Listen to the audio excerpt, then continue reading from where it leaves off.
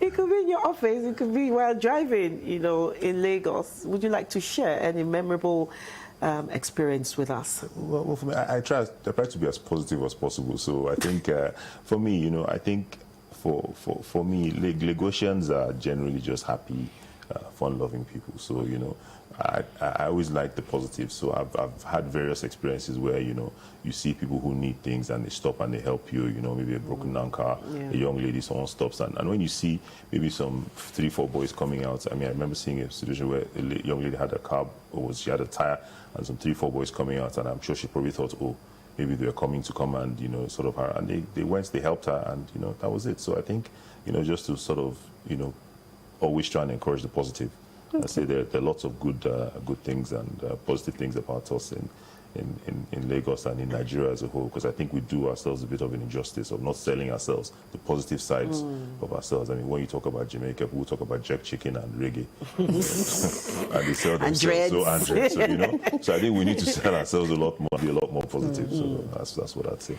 Okay, so away from talk. So let's get to know you better. What was growing up like? Where did you grow up?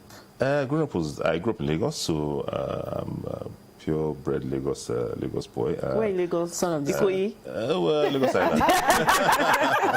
Lagos Island covers everything, so I'll go with Lagos Island. But you know, I think you know, I grew up in Lagos, as I said. You know, I went to school in Ikoyi, Corona School. I went to Federal Government College Janiki for my secondary school. I was in UNILAG as well for a bit, and then, you know, for me, I think it took me, I mean, obviously I'm working now, but then I had a very, I'd say, enjoyable childhood growing up and making sure, you know, by the time I started going to work, I was a bit settled, and I wasn't too interested in a lot of things. So I think I did a lot of my running around earlier on in my. So you were a good boy growing up. You are still going to tell us what I'm a good boy now. I'm a good boy now. So tell us about the mischief. The mischievous. The mischievous one. I think there are certain things that when you get to a certain position, you shouldn't talk about it anymore.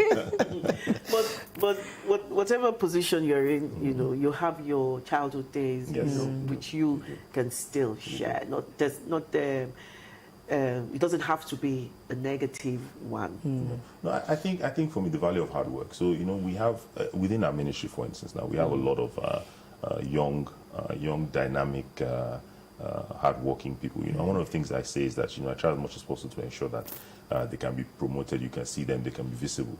You know, because at times when you're working in huge ministries, you know, you find people who have a lot of talent who are not able to sort of voice their opinion. So I try and encourage that. I try to say to people, look, you know, you just need to ask or I'm not going to sort of shout you down or talk you down. Just ask and come up, and, you know, we'll try as much as possible to encourage you, because, you know, as you said, we have a huge youthful population in Nigeria, you know, and you need to take into account their requirements and be able to give them a voice, to be able to sort of voice and express themselves.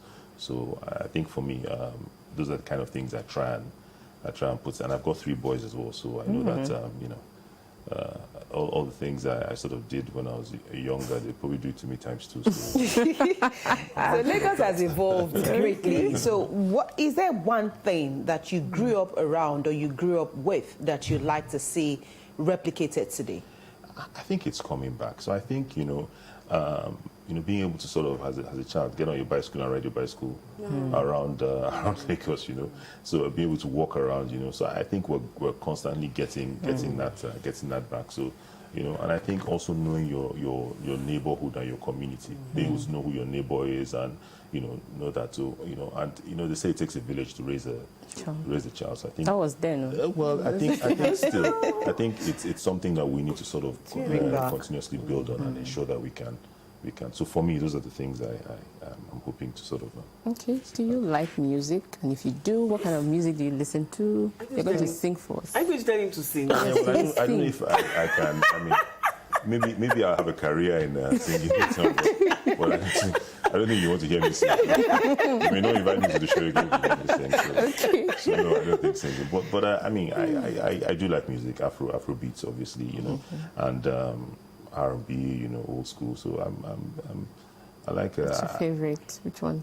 You know, I don't want to You know, I'm being cautious. I don't, You don't want to give it all I away. don't want to give it all away. Maybe when I come back next time, I'll give you some more. But before, I'm sure before we allow you go, since you became a commissioner in Lagos, what has the experience really been? Has it opened you to more things? Are you seeing Lagos in a new light?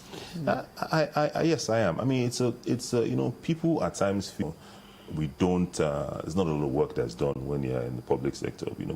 But it is a lot of work. You do work hard, and you know, you also have to. One of the things I say to people is that, you know, once we have. You know, I talked about the fact that I think we have exceptional people. So I feel as though, you know, we can always match a lot of what is out there in the private sector, you know. And for me, having worked both in the private sector and the public sector, you know, I can see the talents and I can see what we have.